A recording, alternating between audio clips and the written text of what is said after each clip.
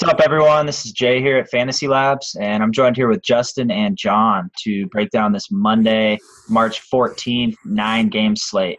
Guys, we only have 4 weeks of the regular season left. Is it time to fire away, scale back a little, or just keep it moving? It depends entirely on if there are as many injuries as there were this past weekend. Because I need to pick the energy up a little bit. There has just been so much to cover this past weekend. The Grizzlies team flight basically didn't make any games, only leaving like 4 players to play every night. Injuries just scattered throughout. Yeah, it's definitely been pretty brutal on the injury front. I'm sure it's keeping you busy with projections and news, Justin. How have you been holding up? Pretty good, better than you. I've actually gotten more than 3 hours of sleep a night. I'm waiting for Zombie Jay to make his appearance on this podcast at some point, and I'm excited for our trip to San Diego soon. Yeah, there's no such thing as Zombie Jay. I'm a straight insomniac, so I'm definitely excited to get on that West Coast time as well so I can stay up even later after the games end. And, I can't wait for San Diego. Got to root our boy Pete on for hopefully the first place prize.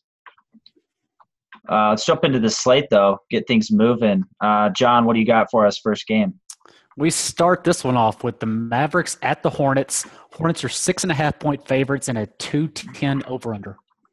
All right, yeah, we got no injuries in this game, surprisingly, which is really nice. So kind of same old for both teams. Really nice total.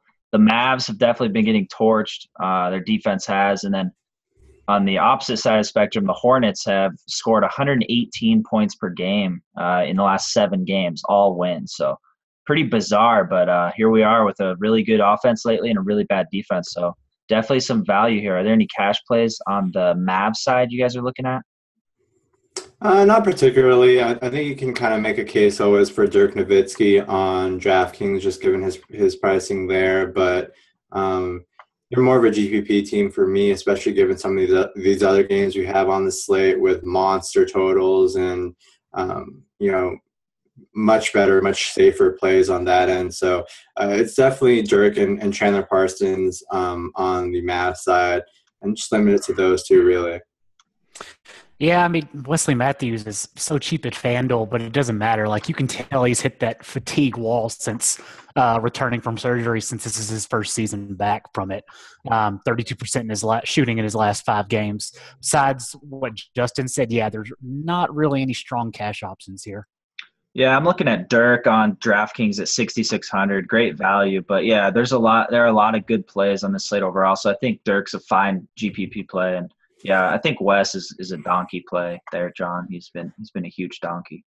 The GPP play really, even despite his price point, isn't even Wes. It's if you can decide whether or not Zaza is going to get the minutes, because there is no one who accumulates more points in the first quarter and then just disappears entirely than Zaza.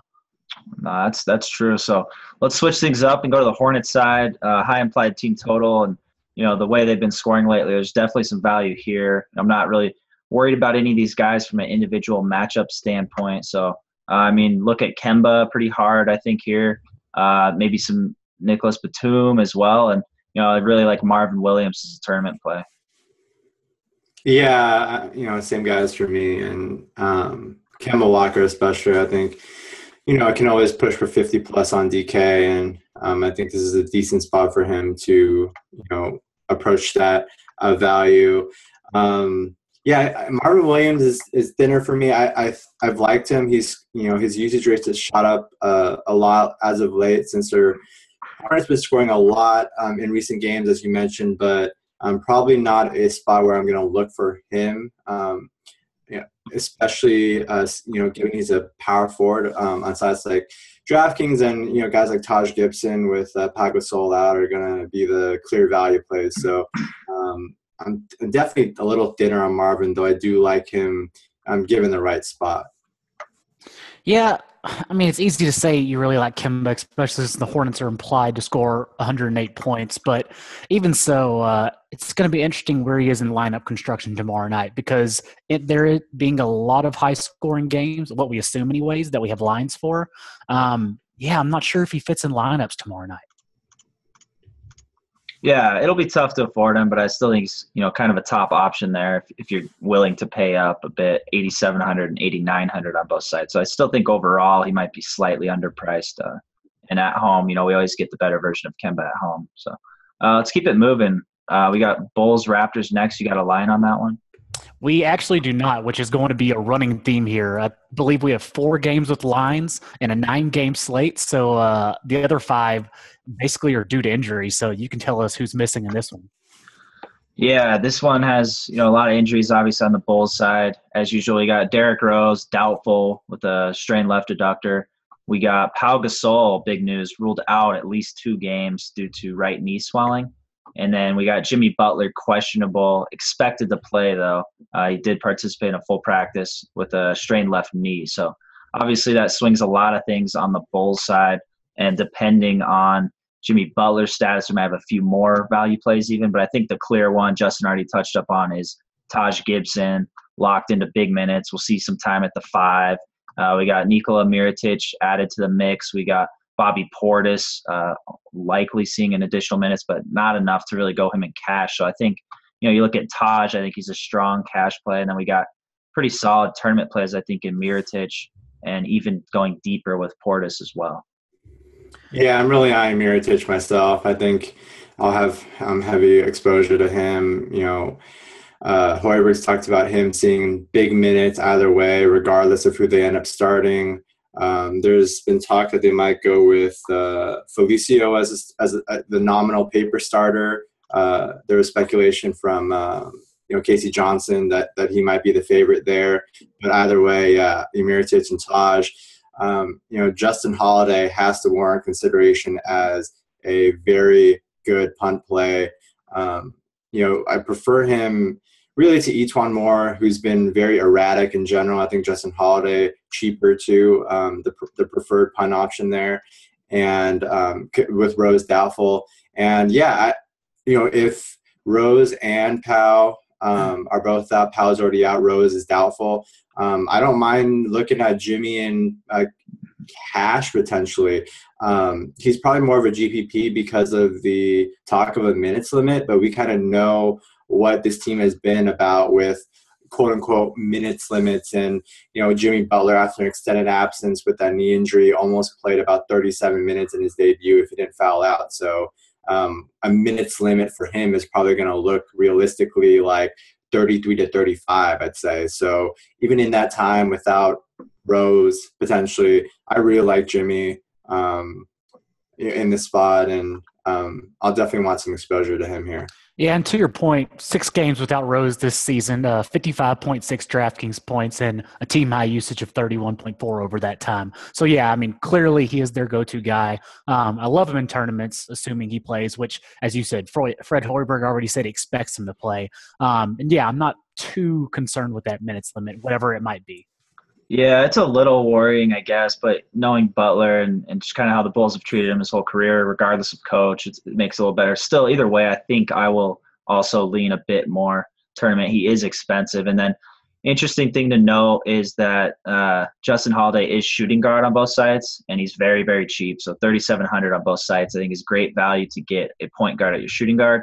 And then Mirotic is dirt cheap. He's small forward on FanDuel, which is nice, and then power forward on DraftKings. So definitely something to look at there where you want your Mirotic exposure. Even without Rose coming into the weekend, Toronto was allowing a bottom 2 rate of DraftKings points to off-ball guards. So forget about Etuan Moore. Don't go back to that well, no matter how cheap he is. Yeah, I think he's definitely going to be really trappy. I'm not going to go out of my way to target him at all. I think he can definitely lay up a dud here, especially if Jimmy ends up playing. I'll offer, like I said, I'll offer Justin Holiday for the salary relief instead. All right, well, let's go to the Raptors side. So the Bulls are pretty depleted. They are likely getting Jimmy Butler back, who's great defensively, but they are thin in the front court. So who on the Raptors? A guy I really like for tournaments is Valanciunas quite a bit, but I don't trust him enough in cash, and I think you got to look at DeMar DeRozan as a tournament play, and Kyle Lowry probably in the kind of Kemba Walker range of maybe a cash play, but a bit too expensive and unrealistic to maybe afford. Is there anyone you're really looking at here in either format? Yeah, Valanciunas is really interesting just for the opposing plus minus, an opposing plus minus in the spot of plus 6.9, 1 points above expectation, which is obviously terrific. The downside here is just that we're looking at a Bulls front court without Powell that might go small, that probably will go small. They don't really have traditional bigs. I mean, outside of Taj and whatever scraps that guys like Felicio or Cam Bairstow can get, they're gonna run small. So it's not gonna favor Valanciunas too much minutes wise in that setup, where he might end up only seeing 23, 24 minutes, instead of the 25, 26. So I think I'm still okay with some exposure in tournaments just because the matchup is so juicy. But I'm not going too heavy because I'm worried about them opting for like Patrick Patterson or Scola instead, given what they're kind of going to be facing from Chicago. Yeah, and I really like Cal Lowry, depending on where Moore and Butler are lined up, which we'll know when they announce starters. But yeah, Lowry, same price as, let's say, Drew Holiday, $500 cheaper at DraftKings than Kemba Walker. So, I mean, considering his ceiling, he's a really good price. It's just a matter of, where Jimmy Butler's going to play a majority of his time. Yeah, and I think actually Patrick Patterson makes for an interesting tournament play as well. He hasn't really had a great ceiling lately, but he kind of does play starter minutes. He's like the de facto starter on that team with Scola playing very limited minutes. So, yeah, if they do go small, you look at a good matchup for Patrick Patterson there. So he has some upside.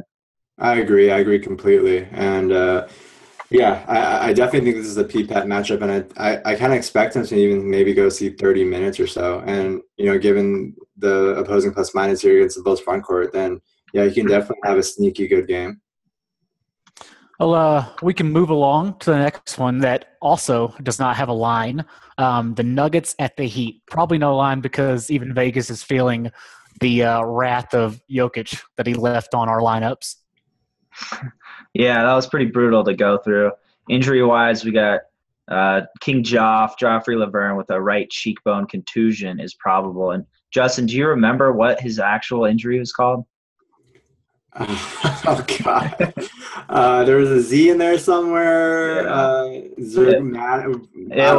It was crazy though. Yeah, it threw me for a loop. So when it came out, I didn't even bother to put like a parentheses around describing what the injury was. I just put status note Joffrey Laverne headed to locker room. I don't even know what that was. Yeah, I would have put like Wolverine scratch or something if I were on then. So good thing I didn't. But so he's probably on the Nuggets side, and on the Heat side we got Dwayne Wade, who sat out last game with a bruised left thigh. We can consider questionable for this one. So definitely something to monitor with a pretty soft defense in the Nugs for these Heat guys. So let's get to the Nuggets side. Obviously not a good spot. We kind of saw like massive downside with the two kind of guys, stronger cash plays as of late in Mudiay and Jokic. We saw, Mudiay had a bad game. Augustine played a lot of minutes. We saw the downside of Jokic with Mike Malone giving Nurkic more minutes and Nurkic producing limited time. The Nuggets always have a threat to go small, mix things up a bit. They got lots of bodies in the front court. So really, there's no one that's safe. And then you look at the matchup playing the Heat, slow pace, great defense. It's very unappealing to me. So I don't have anybody on my cash radar on the Nuggets side. Yeah, agreed. I think it's pretty simple. I think you don't have to expand further than that. I think we can move on to Miami on this one. And, a really juicy matchup against Denver at home. I like the spot for guys like Whiteside, Luol Deng, Goran Dragic. I think all those guys warrant cash consideration. I think they're juicier games, juicier spots, but given their pricing on respective sides, I still think they should be considered in cash. And I'm curious to see what the line will be in this one. If it'll be creeping up towards double digits potentially. Maybe that has me a little – if it was that high, it maybe had me a little concerned with these guys.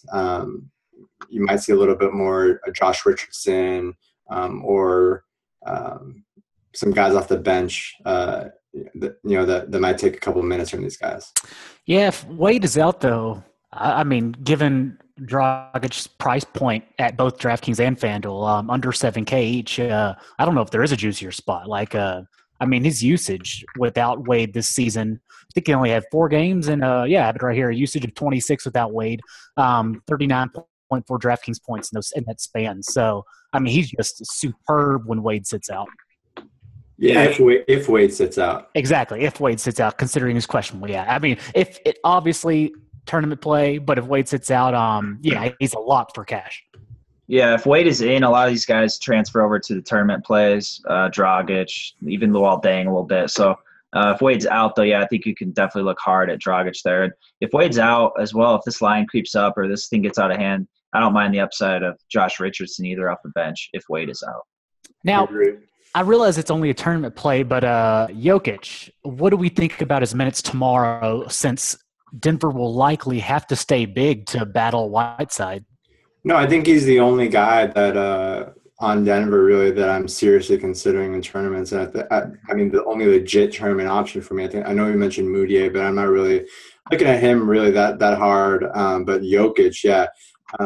You think that Whiteside has been a tougher matchup really, but his opposing plus minus has been plus 1.53 this season. I think he's a really good defender on paper when you see the blocks and stuff like that. But if you look at the team defender aspect of it and him rotating in pick and roll defense, making rotations and all that stuff, it's questionable at times. I don't think he's as good a defender as people think. So I like Jokic in tournaments quite a bit.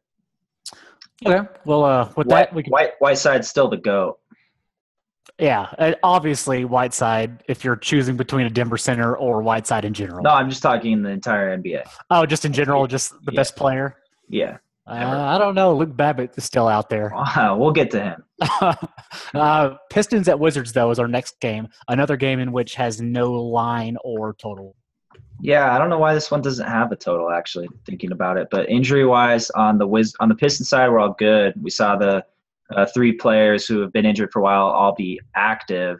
Their minutes were scarce, which we kind of knew coming in with Van Gundy.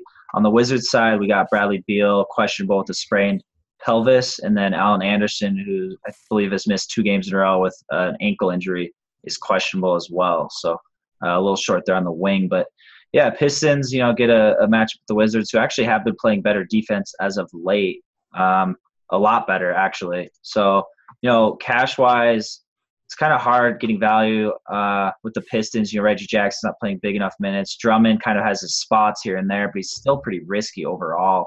Is there anyone we're kind of looking at here in cash? Yeah, I don't mind KCP at all in the spot. I think he's really the only guy that I'll look at a weak shooting guard position against a juicy matchup against the Wizards here. Like you mentioned, Drummond is probably more tournament for me in general. And, I don't feel the need to go Reggie Jackson here. I think you can, other guys like Tobias Harris, pretty fringy and cash. Always an option on FanDuel. We've always kind of teetered around him, looked at him, but given he's power forward, Taj Gibson, there's less of a need for him on this slate overall. Yeah, the thing about Tobias Harris is even though his price is only $6,100 at FanDuel, his ceiling only goes so high. I don't know if he's scored 40 points yet since he's played with Detroit. But, either way, for his price, it's certainly a good matchup. Agree. Yeah, so let's move on to the Wizards side. Obviously we like John Wall consistently, just goes massive minutes every game, pretty much carries them. Again, I think he kind of falls in that Kemba zone. As well as Kyle Lowry, where, I like him, but I don't think I'm going to try to fit him in cash. So he's probably more of a tournament play here. And then, I think Gortat can have some upside here. I think his minutes are a little more stable in this one. Obviously, just the matchup in terms of perhaps foul trouble and kind of ups consistency here for him are a problem. So I think both these guys are kind of tournament plays. And then I'm not really looking at anybody else on Washington's side. Yeah, I don't know how to feel about Gortat. I think the ownership will be there for sure because he's coming off an 8-minute performance where he struggled with foul trouble against the Nuggets. Nobody's going to be on him at all. But I question, I don't know. I question the upside because even with the minutes, he hasn't been playing big minutes overall. Like, I think realistically we expect maybe 27, 28 minutes from him in this one. He hasn't played 30 plus enough for me to really like be excited about his tournament upside.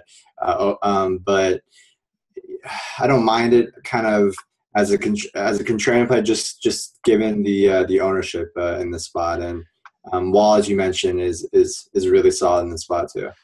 Yeah, I think this game stack is really the contrarian play here. This seems to be the one that's definitely going to fly under the radar tomorrow night, especially when people are going to see Wall's salary and then realize they can pay down for Kemba or they can pay up for Dame, Russ, all these other games we have to talk about. But, yeah, this one definitely seems to be off the radar tomorrow, which is a good thing for tournaments. Yeah, actually, I completely agree. I think this whole game, both teams will be pretty highly overlooked here in both formats. I think there's some tournament appeal if you're looking to get contrarian in some of these large field tournaments and get guys who are very lowly owned. Next one we have is another one that is not going to be overlooked as the Grizzlies are playing the Rockets. No line as well, no total right now either. Yeah, no total again because the Grizzlies continue to be injured really, really badly. So starting with the Grizzlies side, we got Vince Carter with that strained left calf is questionable in this one. Obviously, him being out helps Lance Stevenson a lot, as we've seen lately. Mike Conley is out a while with Achilles tendonitis. And then Zach Randolph, who's sat out the last few games, we can consider questionable with a sore knee. So definitely some things to monitor with Vince and Zebo here on the Grizzlies side, getting a good matchup against a really poor Rockets team. And then no injuries on the Rockets side. So with the Grizzlies, I mean, I think we definitely want a piece of them, continue attacking the Grizzlies. Injuries, short rotations, upside with cheap prices. So, the guy definitely we got to look at pretty hard here is Lance Stevenson. Lance to make him dance. Yeah, he's been a permanent stud as of late, just coming off the bench. I actually like him in the second unit. He can definitely dominate usage and do whatever he wants. I mean, you kind of look at the guys he's playing with that second unit, and he is kind of the only guy. He's looking at Alex Stevenson and Jarrell Martin and PJ Hairston, Ray McCallum. I mean, a lot of guys who just don't demand touches. So he's out there, and he's always really a threat for a triple-double upside, especially in this spot against a really porous Rockets defense. I think he's kind of a must in cash. I don't think you have to overthink it, especially if Vince Carter's out. That it just opens up even more minutes for him on the wing. Other than that, JaMychal Green gained some tournament appeal more if Zach Randolph's out. He's kind of had some situations lately come up where he's underperformed. He got bailed out out at overtime in one game, and not a guy I'm looking to target. And Tony Allen definitely helped out if Vince is out again. But Lance Stevenson, Matt Barnes, really the two main cash guys I'm looking from the Grizzlies here. Yeah, we thought that the addition of Ray McCallum, he was going to cut into Lance Stevenson minutes, and that just turned out not to be the case. Bryante Weber still getting 32 minutes, and he can also be welcome to the player pool finally. He's priced at minimum for tomorrow, which actually isn't too bad given his minutes. But, Lance certainly in cash. JaMychal, as you said, his performance last two games, worrisome, but depending on Randolph's status, of course, I would be more than happy with him in cash. And Barnes, although $5,400 now at FanDuel, still incredibly cheap. So absolutely. Yeah, I don't mind Barnes, especially if Vince is out. They're just thin there. So Lance did kind of pull a JaMychal in terms of his salary increase. He was $4,200 last game on FanDuel, and now he's up to $5,600. So I think you do carry some Lance risk. We did have him projected at 30 minutes last game, and he did play 30 minutes, but his usage on that second unit is incredibly high. So I think at 5,600, I think you can look at it a little bit harder. Maybe that Vince news will swing it for you, but I still think either way at shooting guard, he's a solid play at 5,600. Let's move on to the Rockets side. So going against the Grizzlies here at home, I think this one will have a pretty high total when the line comes out. So for cash, I mean, we got Tony Allen playing, so I don't love the spot for Harden. A guy I think is very interesting in tournaments is Dwight Howard. So I'd probably limit both those guys to tournament. I think Dwight's the guy I like more in GPPs. I like Dwight quite a bit, and I don't mind him he's 7,900 on FanDuel, 7,800 on DK.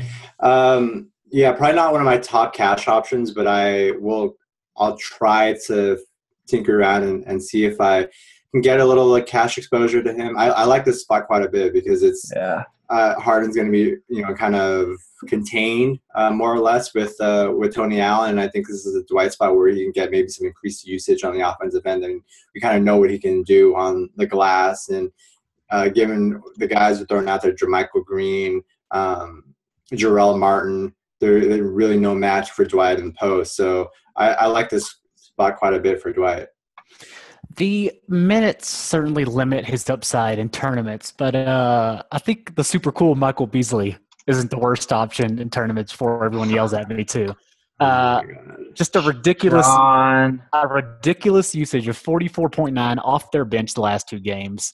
A line of 16-5. Like, I don't think he is the worst option in this matchup. I mean, you want to rebuttal that, Justin? I don't think it's a bad tournament play.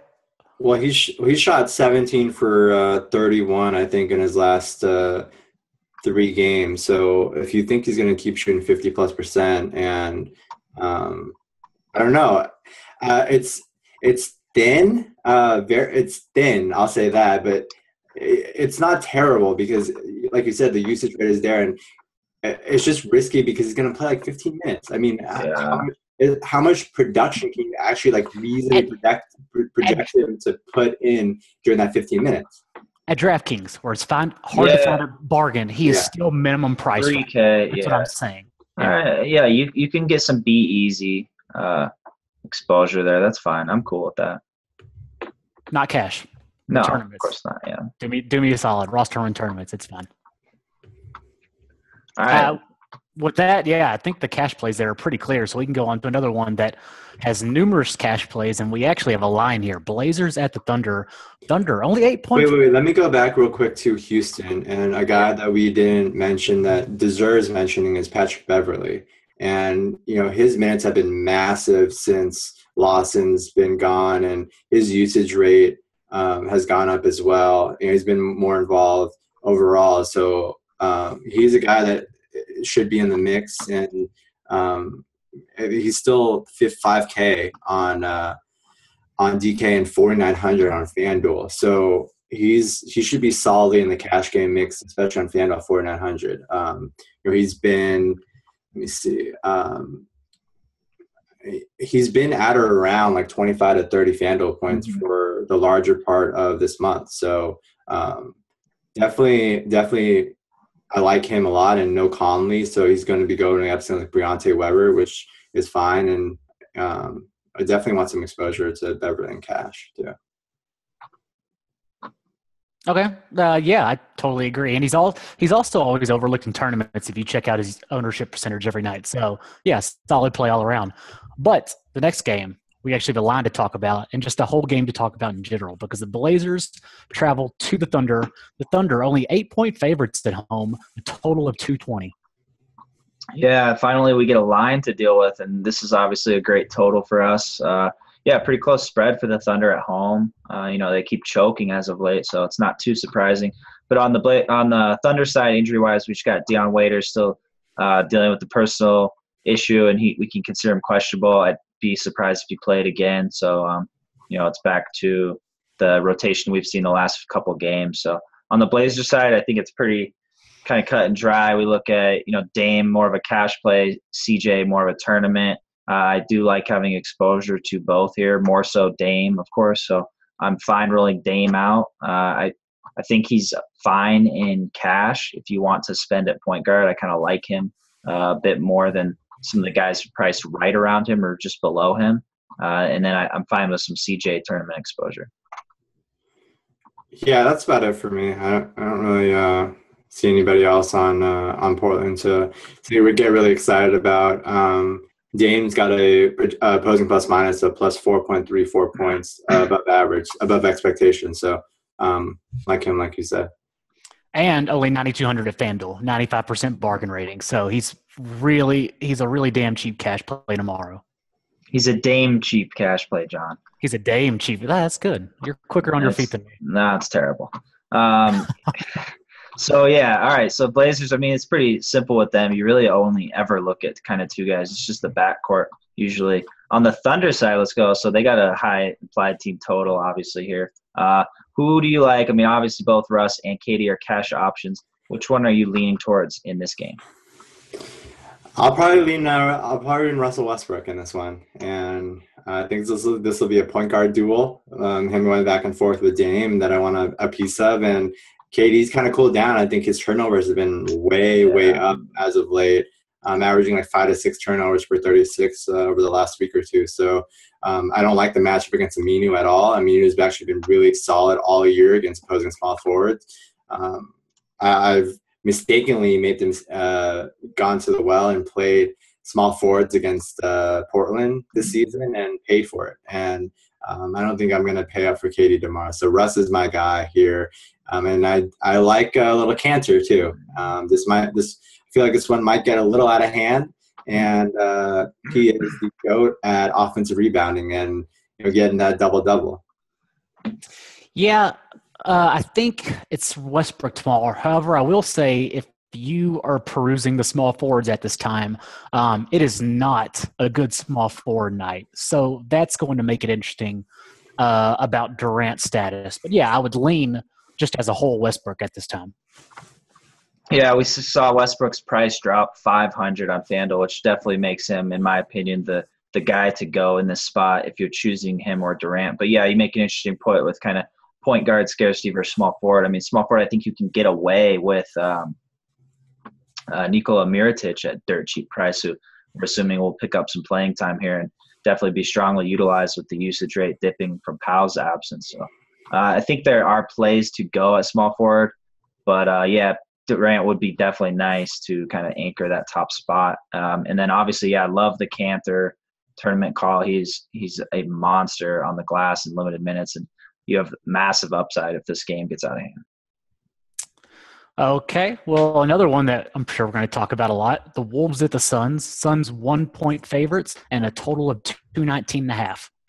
Yeah, the 1 point spread is incredible for our purposes with that huge spread there. So definitely want to target this game pretty hard. The only injury news, Kevin Garnett with the sore right knee, could play, could miss the whole season. So I'm assuming he's going to sit in this one. So on the Wolves side, there are a lot of guys I'm looking at obviously on this team. I think you can start with Karl Anthony Towns for cash. I think would be a great time to kind of pay up at center and get him in your lineup. I'm looking at Andrew Wiggins quite a bit. I love the matchup for him. I think he's kind of underpriced, a little soft on FanDuel there. So, and then, I like Zach LaVine quite a bit. And then I definitely like the upside Ricky Rubio has. It's just more of a minutes concern with him. But on DK, he's only 6,200. So I think I'm fine with that in cash where it's a stricter salary site. Yeah, how many Wolves is too many Wolves to have? I like this entire starting five, really. And Gorgie Jang is a guy that you didn't mention that I think is really solid in this one as well because of the tendency of the Suns to go dual big men. And with Chandler and lend itself to Gorgie Jang playing more minutes in that traditional too big look with Jang and Cat. So I like Jang as well. So Cat, Wiggins, your staples, and Rubio and DK, Levine on FanDuel, and Jang in tournaments is the way to go with this team. I think we can stack it with the other side too. That's just this entire game.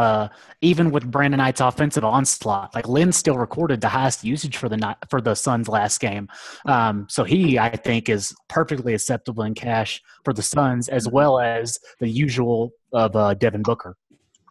Yeah, Booker just keeps it going. I mean, he's on fire, and same with Alex Len.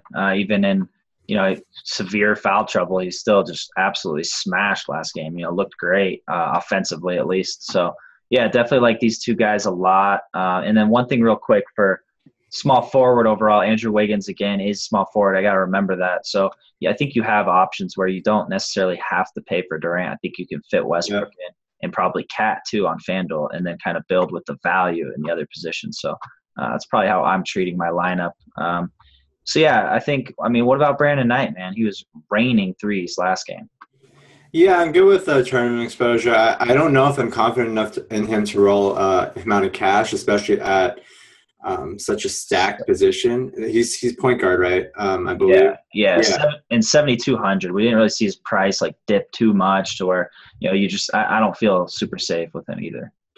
Yeah, I mean, he was basically hitting every single step back three against the Warriors. So I'm not counting on that to repeat, though. This is a juicy spot overall. I'm gonna give him another game or two first before I feel comfortable rolling him out in cash. But excellent GPP option, as we saw his upside last game, and he seems fully back to full health. He looks super comfortable. Doesn't showing no ill effects. So I think he's good to have exposure to in tournaments for sure. Yeah, I mean, the ownership will be obviously high because of his last performance. But, yeah, I mean, he's just fine for tournaments. But I wouldn't risk cash just yet. I think his minutes will settle around there. Like, I think he'll eventually play 35. But I'm just not sure if, like, the next game, since actually his first start since returning, is the one to target here. All right. Let's go on to a game that has no line or total, the Cavs at the Jazz. You got both teams on a back-to-back. I'm sure a bunch of people are going to ask us tomorrow if anyone is resting on the Cleveland Cavaliers side, and they are all fully expected to play in this one. Obviously, we'll keep you updated if anything develops rest-wise for them. I think the only guy at risk of resting is LeBron. There's been talk about him specifically, and Lou said he's likely to play Monday. So I'd say it's like, an 80% chance. And then I think the other guys are pretty much locked in. So, yeah. And luckily for us, these are the only two teams on back-to-back on this entire slate. It's in Utah. It's a tough matchup for these Cavs guys anyway. So, I see no reason why you're really looking at any of them at all. If LeBron does rest that 20% chance, then I think you can maybe look around Tristan Thompson, even Kevin Love, Kyrie, as kind of tournament plays, possibly cash if they're underpriced. But really, I'm not looking at anyone in cash going against the Jazz defense here, playing in Utah. And then tournament-wise, I think you can have bits and pieces, but overall, I don't love the spot for them. Yeah, I'm not touching the Cavs even in tournaments unless LeBron sits. I just see no reason to on there, and I don't like anybody enough. And there are definitely guys out there like Brandon Knight. I'd much rather roll him in tournaments than like Kyrie. And I don't think you have to force Kevin Love in there either. And then on Utah's side, I think the only two that have some appeal for me in tournaments are Gordon Hayward and Sheldon Mack. Those are the only guys I really like. I don't want to attack this Cavs front court particularly, and Gobert, his minutes have been shaky. I mean, they've ranged way too much for me to even want to roll them out in tournaments. So Hayward and Mack, if you want to get a little piece of this game. Yeah, Hayward's so cheap at FanDuel, 6,900, but if LeBron plays, obviously, terrible matchup. Yeah. And Mack, last 3 games, 33 DraftKings points, somehow found his offensive prowess the last 3 games. So given his cheap price, tournaments. Yeah, and I don't mind throwing a dart at Derek Favors coming off a massive game tonight. And these two teams play at like the slowest paces in the NBA. This could be a half-court type game that kind of favors. That was on accident, by the way. But, a half-court offense for Utah here, feeding him in the post a bit. It's obviously a very difficult matchup. But, again, he'll have a low ownership here. So I think the chance of him reaching his ceiling, while it's very low, can pay off due to low ownership here. So tournaments, right? We're all just in favor of tournament plays here? Okay, cool. And finally, the last game of the night, a big one. Pelicans at the Warriors. Warriors are 15-point home favorites. The largest implied total of the night that we have so far, 226.5. Yeah, it doesn't surprise me at all the way the Warriors have played defense lately, giving up 116 to the Suns. I think the Pelicans will score anywhere from, 130 to 170. in this one. Just kind of looking back at how the Warriors are playing defense. We do have injury news with the Warriors as well. Pretty good defender and Andre Iguodala out at least 2 weeks with a sprained left ankle. So I know Justin is really happy. I think you told me you're going to start going to all these games so you can see some Brandon Rush time. Oh my God, my least favorite NBA player by far. I think I monitor this closely. I think he's had like the most like stretches of anybody where he comes in for like 2 minutes and like -6 and then just like give up like 2 threes. And his man's like in the corner for threes, and Van Rush is so decrepit. It takes him 5 seconds to close out. And oh my God, I can't fathom why they can't get someone better. I understand that he's a good veteran presence for that locker room, but still, man, if he ever sniffs playoff minutes, they're in big trouble. Yeah, I definitely agree. I mean, he's terrible. It's crazy. Yeah, he's 30 years old. It's crazy. I like thinking of him as a vet is absurd. The thing is that they're 1 injury away, like we're seeing now with Iguodala, from him having to play 20 minutes. It's like It's by far the weakest spot on this team. I think the Warriors have really good backup again. They have so many bigs with Ezeli, Varejao, McAdoo, Spades, all different types of looks they can throw. Livingston off the bench. This is just a clear like weak point that. Oh, my gosh. Yeah, it's brutal. So the Pelicans are definitely going to put up some points here. So injury news on them, we got Norris Cole, who's sat the last few games. The lower back issue is questionable for this one again. And then we got Alexis Ajinça with the fractured sternum, which I can't believe he's like day-to-day.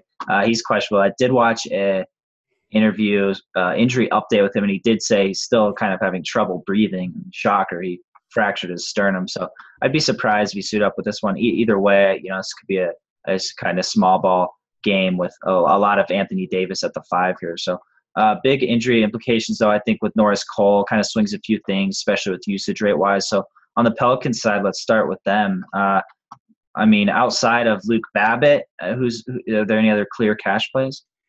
Yeah, Jrue Holiday, I think, is locked in no matter what. And we saw him look really tired on the second leg of the back-to-back last game, and him getting some rest should do wonders for him. And I think, especially if Norris Cole is out, I think he's probably one of the top cash game plays of the slate, just given his usage rate and how many minutes we can expect, probably like 35, 37 at least.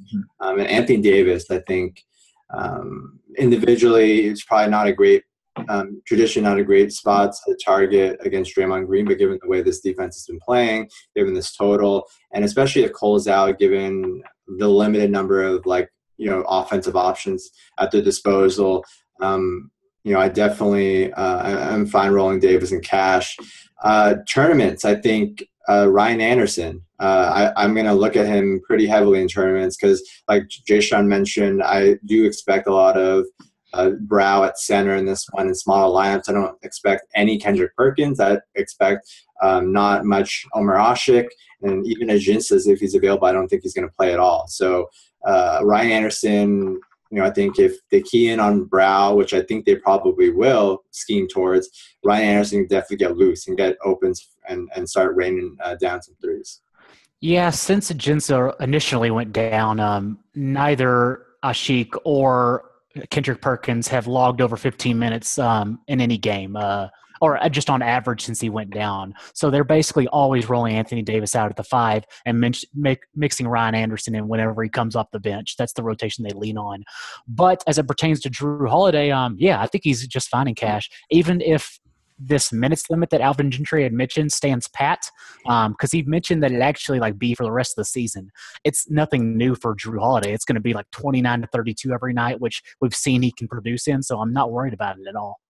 I don't think he's going to be in a strict minutes limit for this one. I fully expect him to be back on the starting line and playing around 35. I don't trust Gentry with this stuff at all. And he, even a second leg of back-to-back where Drew's coming off the bench, I think 29 minutes, which a real minutes limit, I don't know. I expect him to play far less than that, realistically. But, I don't know. he's just odd with this type of stuff. I don't trust Gentry for anything. Obviously, given Tony Douglas's most recent minutes as well.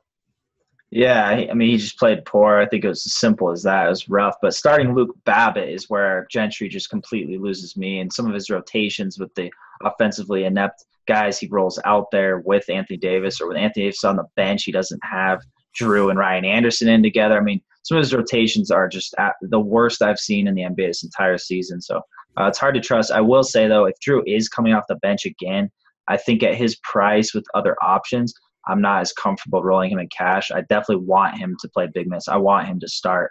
And I do prefer Norris Cole out in this one as well.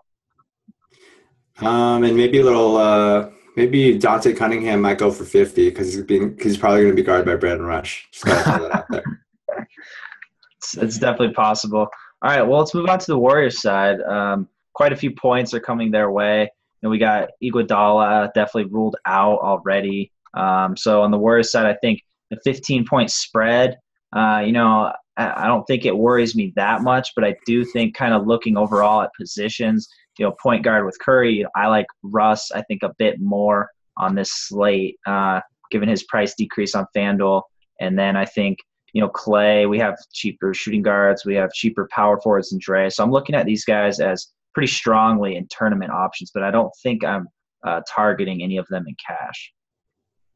Yeah, I'm with you. I think, like you said, it probably has a little bit more to do with the other options than the spread, because 15 isn't something too new for this team, and I think it's a little higher than it usually would, but I still think Steph, Clay, and Dre will play close to 32 to 34 minutes in this one still, and which is still plenty of time for them to get theirs. And, I think the only guy I might look at just out of necessity, given the scarcity of the position, is Klay Thompson.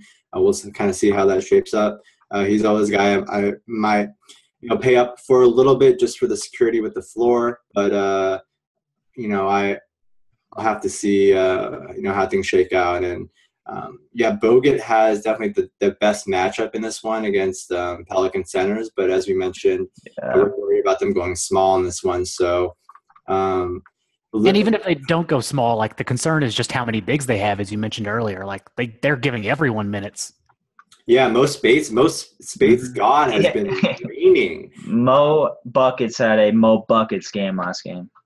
Sure. I don't mind. I mean, if we're going dumpster diving with like Michael Beasley, I don't mind a little Mo Buckets in my life either. No, not at all. Especially because, like, if I guarantee you that Mo Buckets gets 20 minutes, like, you're going to roster, right? Because that's 35 points. Yeah, exactly.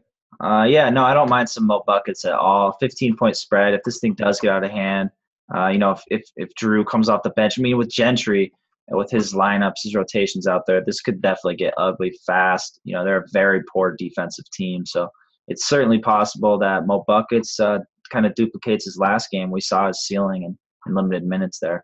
I'm not looking at anyone else really on this team, so it's kind of just four guys overall. But I don't mind Curry, thinking about it more in cash. I think he's pretty safe. Really high floor. I think he's comparable to Russ on this slate. I just think I'll probably lean Russ slightly in cash, Curry in tournaments. Agree. All right, well, we knocked that slate out with the in-depth. Let's go ahead and move on to the quick hits position. We'll break these guys down on DraftKings for tournament or cash game plays and just little thoughts on each guy. So do either of you want to start off with point guard? Or I can do point guard. Yeah, you can run point. All right. You just kind of decided for us. Yeah. Yeah, well, I do run point. So if we ever do a FantasyLabs pickup game, I'm definitely throwing out some behind the back passes here, running the point. I'm not passing to you though, John. I'll stretch 4. It's okay. I'll get all the garbage rebounds. Don't worry about it. All right, man. All right, starting out with point guard. So, we kind of jump right into the two heavyweights with Russell Westbrook and Curry, which we kind of just touched up on. On DraftKings, I think you can make a stronger case, maybe Curry and cash over Russ. But Russ's price dropped $500 on FanDuel, where I like him a bit more at very similar prices in cash. I think Curry's a strong tournament play, as well as Russ. I do kind of want to target one of them on either site here with very high implied totals at home, easy matchups. Then we move on to Damian Lillard. 9,700. He's cheaper on FanDuel. I think you can get away with in cash. On DK, I'd probably limit to mainly tournament exposure. I think John Wall, definitely tournament exposure only. Kemba, probably tournament exposure only, although they do score 118 points a game now, so I definitely like his upside there. Kyle Lowry is a guy I'm looking at in tournaments as well. 8,200, pretty soft there, so not a bad spot. Drew Holiday, 8,200. I'm fine with in cash if Norris Cole is out and if Drew starts. Hopefully he starts ahead of Luke Babbitt. We'll see. Last game was because it was a second leg of back-to-back. But I think Drew will be more of a tournament play for me if Cole plays or if Drew is off the bench. Moving on, Kyrie Irving, I think, is only tournament exposure if LeBron does sit, which we're expecting him to play. So I don't think you have to look at Kyrie too hard playing against a very slow-paced team in Utah. Brandon Knight, I think you can definitely get some tournament exposure to. We saw him go off last game. I do think his exposure will be slightly too high for the kind of risk and the downside that he carries there. So not one of my favorite tournament plays, but you can definitely have exposure. Dragic, I think, is a very strong cash play if Dwayne Wade's out at 6,700. Otherwise, I think he's a fine tournament play, easy matchup versus the Nuggets. Reggie Jackson, I think you can definitely get some tournament exposure to. His price is still cheap, and they do have an overall good matchup, even though Washington has been playing much better defenses of late. After that, I think Ricky Rubio on DraftKings at 6,200 is a fine cash play. I'm completely okay with that. Going against the Suns, very high total, very close spread. The only thing that worries me really is minutes there. Moving on. Patrick Beverley continues to exceed expectations since Ty Lawson's been out of town. Underpriced both sides. I think you can definitely give him a look. Shelvin Mack, kind of one of the guys on the Jazz we're looking at in tournament format only. After that, we're getting into some dumpster diving. Whew. Yeah, not really looking at anybody after that. So one of you guys can go ahead and hit shooting guard. All right, I'll go ahead and take shooting guard for us. James Harden, the highest priced, obviously at 10.5. Perfectly acceptable in cash, especially given Memphis's just lack of depth this time. Jimmy Butler, cash potentially amazing tournament play as long as he suits up. He's expected to, especially without Rose and Pau Gasol. Rose doubtful right now. DeRozan, given Chicago's defensive woes, certainly cash eligible, depending on where Jimmy Butler lines up, of course, but we'll know that once they announce starters. Nicholas Batum, just fine in cash given his recent play. Dwayne Wade, I think, is an amazing tournament play against Denver. Likely very little ownership. As long as he suits up, he's currently questionable. Klay Thompson, although his floor is something to be worried about, and with a 15-point spread, he's just fine for tournaments. Devin Booker, this is a game with Minnesota that you certainly want to target. So both Devin Booker and only 300 less Andrew Wiggins, both certainly cash options. Same as Zach LaVine, 5,700. His minutes are guaranteed, making him a strong cash option. Contavious Caldwell-Pope, that is more of a tournament game as a whole. But given his $5,300 salary and guaranteed minutes that we know about, he's just fine in cash. He's going to play 35, 38 every single night. Let's see what else we have here. You want to avoid Etuan Moore just because he's Etuan Moore. Josh Richardson, if Dwayne Wade sits, is an interesting tournament option. I don't think he's cashed given his floor, but the fact he played 26 minutes last game without Wade is certainly good. And I think as far as it goes is dumpster diving. I don't even know if it's dumpster diving. I think it's a good play is Justin Holiday. As you saw last game with limited bodies, 38 minutes. He's likely to play quite a bit. And for that salary, definitely tournament exposure. Yeah, the only thing with Holiday that worries me slightly is with Butler back, Etuan could pick up some ball handling minutes as well. But at that price, I think it's great. I'll go ahead and run through small forward real quick, and then Justin can hit the big man. Starting at the top, we have Kevin Durant, 10.5. Generally, with this spread and line, I'd say he's fine in cash, but we've seen quite a few guys go against Aminu and Portland in general at the small forward position, so I'm limiting to him tournament only, especially with his turnover woes lately. LeBron, I think, only tournament exposure and not really high on him anyways, and there is a slight chance he actually does rest. Gordon Hayward, I think, is underpriced. Not a good spot going against LeBron, so very minimal tournament exposure for me. Chandler Parsons, I don't mind some tournament exposure too, but not a great matchup really for him. Tobias Harris is kind of a guy, I think we like in theory, but his ceiling is just not really there enough to strongly consider him. I think you can look at him a bit more in cash, perhaps on FanDuel. Luol Deng, I think, is a fine cash play against the Nuggets, especially if Dwayne Wade's out. I like him quite a bit more. After that, we got Matt Barnes. I'm fine with in cash, a juicy matchup versus Houston. Lance Stevenson, small forward on DK, I'm fine with. I do prefer Vince Carter to be out, but his usage with the second unit is just really high, so I'm fine going him in cash as well. After that, let's see, we go down to Tony Allen going against Houston 4900. If Vince Carter's out, I'm fine getting some exposure to Tony Allen. He has produced pretty consistently as of late. After that, we go down to don't run it back with Luke Babbitt. We get into these dumpster divers. I will say for small forward, while we're on it, Nikola Mirotic on FanDuel, where he's small forward eligible, I think is a strong play in both formats. And there's really nobody else I'm looking at as small forward here. All right, power forward here, Anthony Davis. Go with him in cash. I think with the way this Warriors team is defending, and especially if Norris Cole does sit out again, he's going to see a nice bump in usage. Draymond Green tournaments only. Same with Derek Favors going up against that pretty stout Cavs front court. Don't really want any Kevin Love. Dirk Nowitzki always an option on DraftKings. JaMychal Green, I know is going to be really popular, but probably only a tournament player for me, even if Zach Randolph is out again. John wants that Michael Beasley shot. Yeah, John. Yeah, take your time, John. I'm sending Skype messages behind the scenes right now, trying to get a 3K minimum Michael Beasley love. Donkey. All right. Marvin Williams, don't mind some tournament exposure, given the total and the bump in usage that he's been seeing. Ryan Anderson, I think, can very much fly under the radar. Expect Brow to play a lot of center in this one, opening up 27 to 30-ish minutes for Ryan at the 4. And let's see here. Mirotic, strong in both formats. Small forward on FanDuel and power forward on DK. Taj Gibson, one of the top values of the slate with Pau Gasol out at least 2 games. Bobby Portis I'd be a little careful with. I think you can have slight tournament exposure, but I don't trust the minutes enough here in this one. And other than that, Patrick Patterson we mentioned. I think this might be set up for a game that Jonas Valanciunas, Bismack Biyombo don't play quite as many minutes as usual.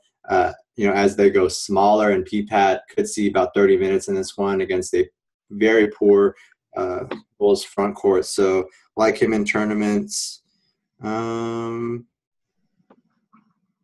see here. Yeah. And that's about it. I know a lot of people are on Channing Frye, but not on that, especially against Utah. All right. So centers here. Let's close this out. Hassan Whiteside, more of a tournament option for me, even in this spot against Denver, which has been juicy in general. Drummond more in tournaments for me. Karl-Anthony Towns, definitely the top center cash game option on this slate. Going up against Phoenix with a 1-point spread. Love that for Cat. The minutes is always a concern. If it's 1-point spread, then he should see plenty in this one. Dwight Howard, I like a lot as well. He's probably my favorite tournament option. This position going against a very undersized and inexperienced Memphis front court that I would guess would be without Zach Randolph. Alex Len, like him still. Been crushing lately.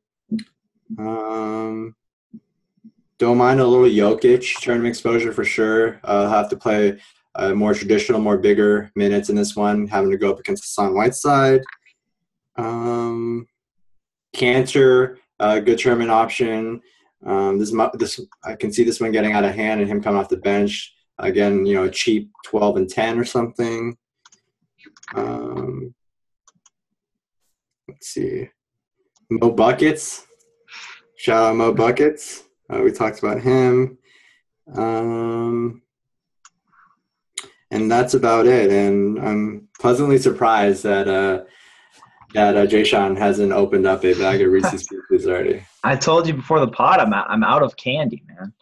I'm gonna have to re-up tomorrow, though. Don't worry. I'm bringing like a duffel bag of candy to San Diego.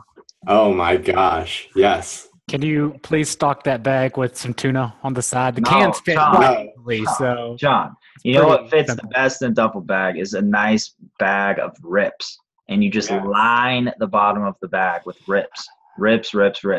Yes.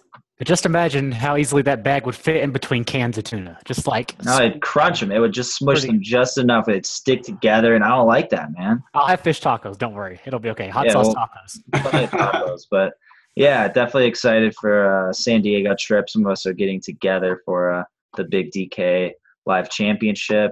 But yeah, we'll wrap this up. Good luck on this slate, everybody. I think it's pretty clear cut. Honestly, we have a distinct difference in games total-wise and kind of matchup-wise where you have a few games that you really clearly want to target in cash.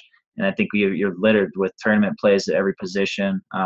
Cash-wise, I think it'll end up being a pretty chalky slate the way it's kind of breaking down. But definitely go contrarian in tournaments. And good luck. We'll be back with you guys on Tuesday night with this pod breaking down the Wednesday slate.